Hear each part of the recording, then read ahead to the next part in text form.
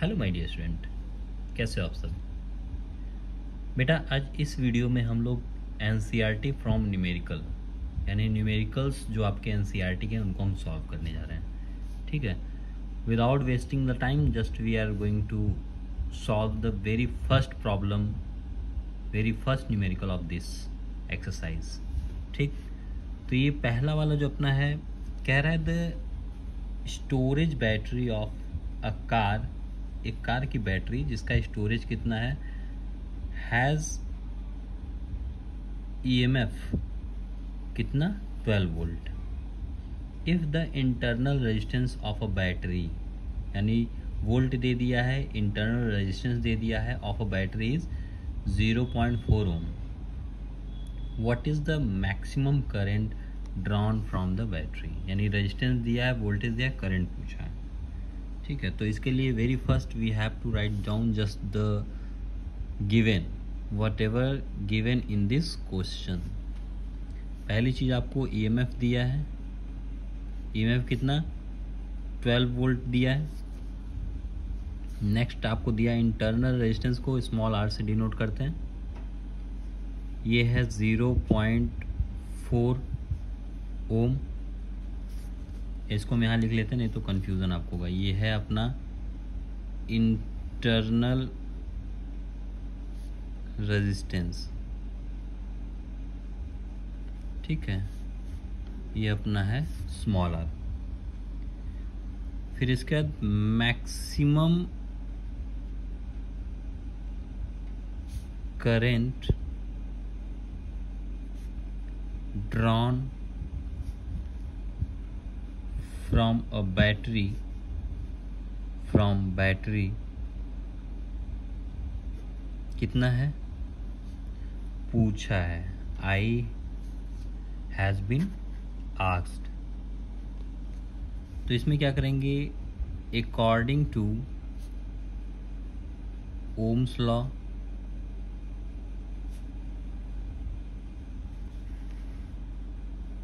एक फॉर्मूला होगा क्या, E इक्वल्स टू आई, जैसे V equals to I R होता है वैसे E equals to I small r यानी इंटरनल रेजिस्टेंस। तो यहाँ I की वैल्यू जो होगी direct E upon small r, तो 12 अपॉन 0.4। इसको जब कैंसिल आउट करोगे तो आपका 3 से कट जाएगा, लेकिन एक ज़ीरो है तो यानी 30 एम्पियर करंट ड्रॉन होगा। तो आप ऐसे कर सकते हो, hence maximum current drawn from battery is 30 ampere. ठीक है बेटा, नेक्स्ट क्वेश्चन में आते हैं।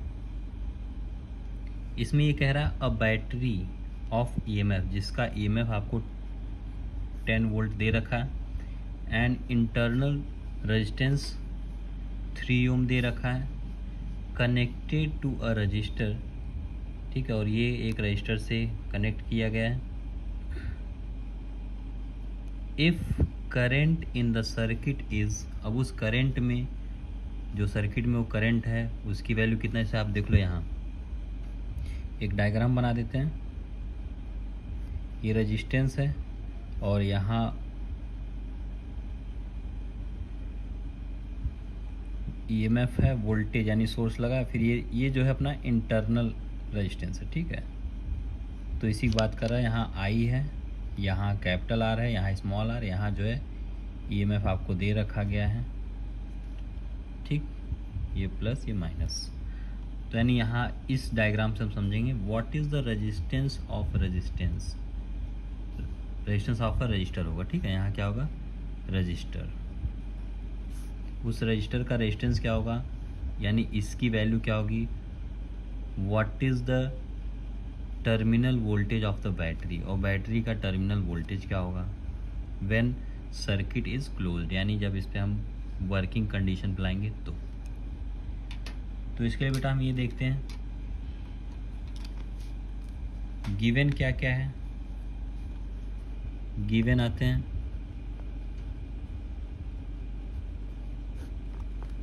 गिवन में आपको ईएमएफ दिया है, ये है 10 वोल्ट, ईएमएफ वैल्यू 10 वोल्ट दिया है, और स्मॉल आर की वैल्यू आपको दे रखा है, इंटरनल रेजिस्टेंस की वैल्यू दे रखा है 3 ओम।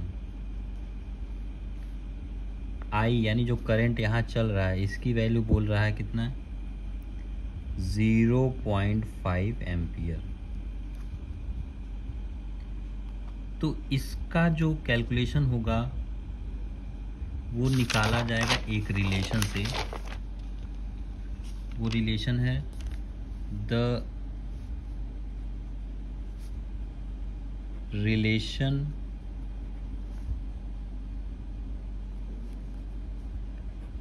फ्रॉम यूजिंग ओम्स लॉ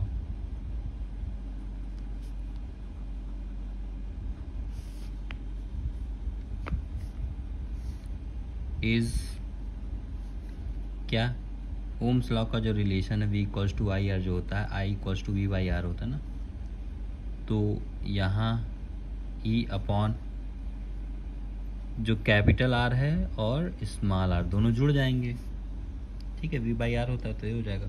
तो इसी से हम निकालेंगे, इसको इधर ले जाओ, इसको उधर ले आओ, तो ये हो जाएगा अपना R plus small r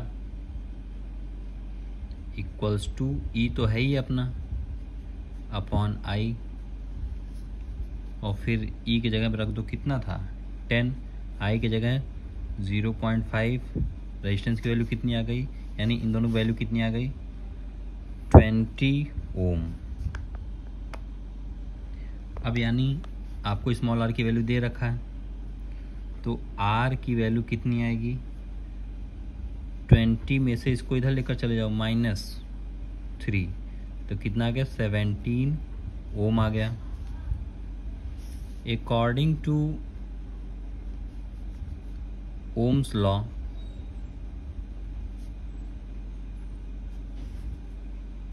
V equals to I R होता है, V equals to I R होता है, तो V की वैल्यू पूछा है और इसमें हम क्या करेंगे, I की वैल्यू रखेंगे 0.5 इंटू 17 जो आया है, तो जो वोल्टेज की वैल्यू है बेटा वो कितना है 8.5, इसको जब काटोगे 8.5 वोल्ट आएगा। ठीक है, चलते हैं नेक्स्ट क्वेश्चन की तरफ। नेक्स्ट क्वेश्चन अपना दिया हुआ है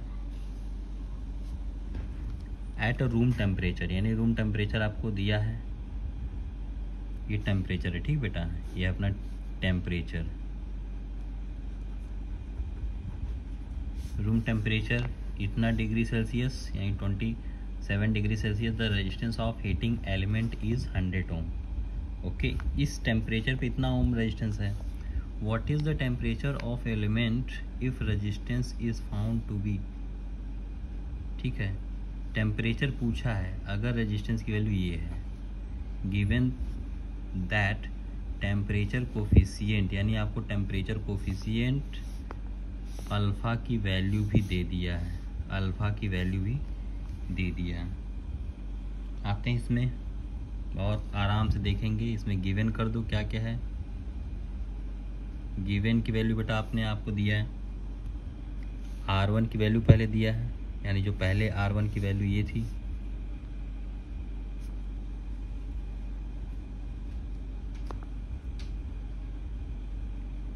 या ऐसे कर दो इसको, रूम टेम्परेचर, रूम टेम्परेचर आगे पहले टेम्परेचर देख लेते हैं, ठीक है। रूम टेम्परेचर आपको दे रखा है T equals to 27 degree Celsius. Resistance of heating element, resistance of heating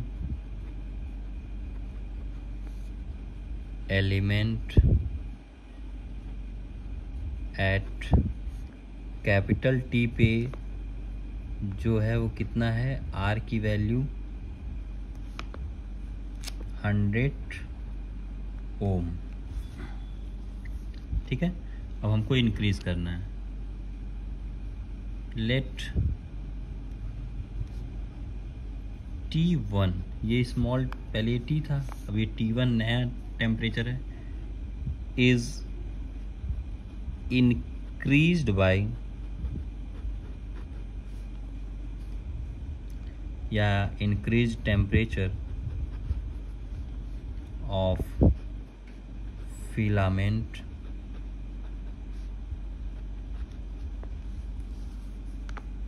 eight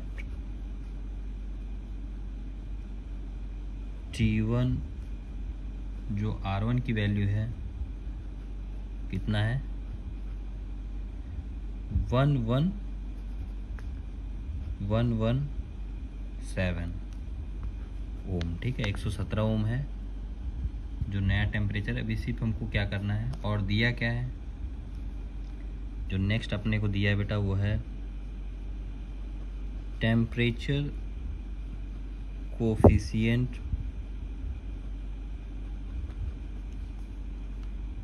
of material of filament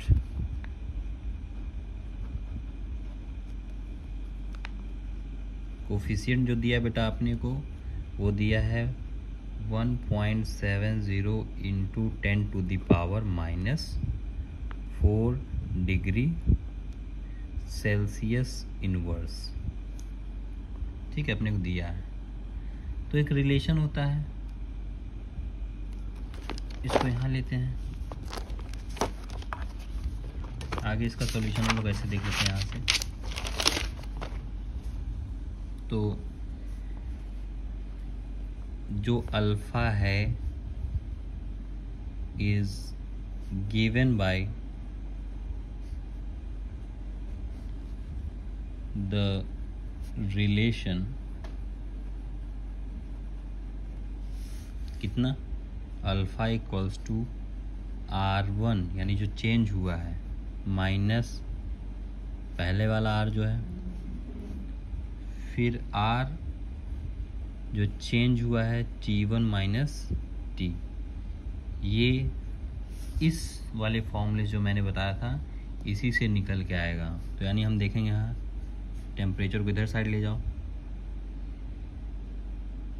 T1 minus T, ये इसको पूरा उधर ले जाओ, और यहाँ क्या बचा है R1 माइनस R। अब ये अल्फ़ा इधर आ गया, R अल्फ़ा। तो यहाँ रखते हैं सबकी वैल्यू फटाफट। T1 माइनस 27 या T की वैल्यू हमने रखा, फिर यहाँ R1 की वैल्यू कितना निकल के आया था 117 माइनस 100 जो R की वैल्यू थी, फिर यहाँ 100 कर दो इंटू 1.7 इंटू 10⁻⁻⁴। ये टेम्परेचर कोफिशिएंट की वैल्यू है। आगे जब इसको सॉल्व करेंगे यहाँ से तो इसको काटने पीटने पे अपना आएगा 1000, और इधर जो है T1 माइनस 27, तो ये 27 जाके इधर प्लस हो जाएगा। तो T1 की वैल्यू बेटा आएगी, T1 की वैल्यू आएगी 1027 डिग्री सेल्सियस। ठीक है, तो यानी हम ये देख लेंगे जो आंसर निकल के आएगा, देयरफॉर एट 127 डिग्री सेल्सियस इस टेम्परेचर पे द रेजिस्टेंस ऑफ एलिमेंट कितना हो जाएगा 117, यानी न्यू टेम्परेचर की वैल्यू पूछा था, और ये क्या है ओम है। ठीक है बेटा, हाँ ओके। आते हैं नेक्स्ट क्वेश्चन पे। नेक्स्ट क्वेश्चन अपना है 3.4।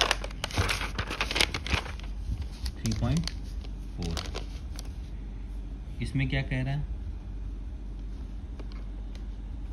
अननेग्लिजिबल small current pass through the wire जिसका लेंथ दिया है 15 metre and uniform cross section area, यानी एक कंडक्टर है उसमें आपको क्रॉस सेक्शन एरिया दे दिया है, ये एरिया दिया है ए की वैल्यू और ये क्रॉस सेक्शन ये जो अपना लेंथ है इसकी वैल्यू दिया है। Its resistance is measured to be, इसका रेजिस्टेंस बोल दिया है, रेजिस्टेंस कितना बोला गया है 5 ओम। ओके, तो बोला what is the resistivity of the material at the temperature of experiment, जो भी टेम्परेचर है उस पर क्या हो। आते हैं क्वेश्चन पे, ये जो लेंथ है इसकी वैल्यू क्या दी है, यानी गिवन दिया है लेंथ की वैल्यू, लेंथ ऑफ वायर की वैल्यू दिया है अपने को 15 मीटर और क्रॉस सेक्शन एरिया, जो क्रॉस सेक्शन एरिया इसको अल्फा मत मानना, एरिया है ठीक है, क्रॉस सेक्शन एरिया जो है दिया बेटा ये है 6.0 इंटू 10⁻⁻7 मीटर स्क्वायर। आर की वैल्यू अपना यहाँ दिया है 5.0 ओम, ठीक है, चाहे 5.0 चाहे 50 या 5 ओम कर दो, कोई दिक्कत नहीं। तो रजिस्टिविटी का फॉर्मूला अगर निकालना होगा तो direct R equal to rho L by A होता है, तो उससे हम क्या करेंगे, उसी को इन्वर्स करके R की जगह यहाँ रो ले आएंगे, RA/L, इसे वैल्यू पुट कर लो बेटा। बहुत आसान से क्वेश्चन है, बस न्यूमेरिकल से आप लोग डरते हो, ये माइंड में बन रखा है कि ये टफ होते हैं, इसको नहीं कर पाएंगे एनसीईआरटी न्यूमेरिकल, बाकी कुछ नहीं है, आपको समझने की ज़रूरत है। और अगर आप पहली बार इस चैनल पे आओ तो इसको सब्सक्राइब कर देना और अपने फ्रेंड लोगों में इसको शेयर कर देना, ठीक है, ताकि मुझे मोटिवेशन मिले और फिर मैं आगे और भी अच्छे अच्छे वीडियो लेकर आऊँ आपके लिए। तो यानी बेटा यहाँ हम देखेंगे रजिस्टिविटी की वैल्यू अगर हम निकालना होगा तो क्या रखेंगे, सबकी वैल्यू रख दो। आर की वैल्यू कितना दिया 5 इंटू ए की वैल्यू दिया है 6 इंटू 10⁻⁻7 अपॉन 15, लेंथ की वैल्यू कितना है 15 मीटर। इसको जब कैंसिल आउट करोगे तो ये क्या निकल के आएगा, जैसे मैंने इसको काट लिया, यहाँ 3 आ गया, फिर इससे काट लिया 2 आ गया, तो अपना यहाँ कितना बचा 2 इंटू 10⁻⁻7 ओम मीटर, ठीक है। तो यहाँ रजिस्टिविटी जो होता है ओम मीटर इसका यूनिट होता है। आते हैं लास्ट वाले क्वेश्चन बेटा, लास्ट वाला क्वेश्चन आपको ये कह रहा है कि अ सिल्वर, यानी सिल्वर आपको दिया हुआ है, silver wire has a resistance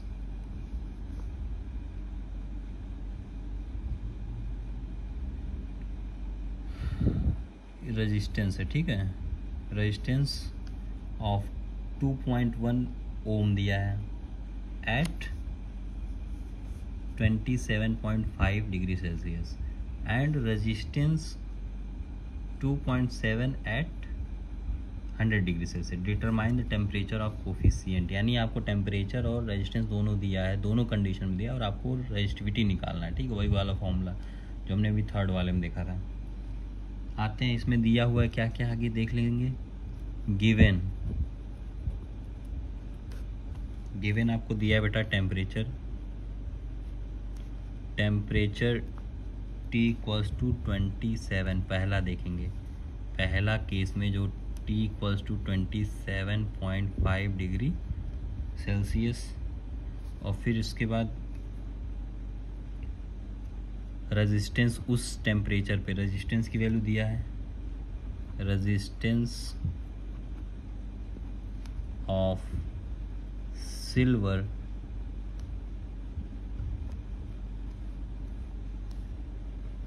wire, यानी ये बेस्ट कंडक्टर होता है, ठीक है, एट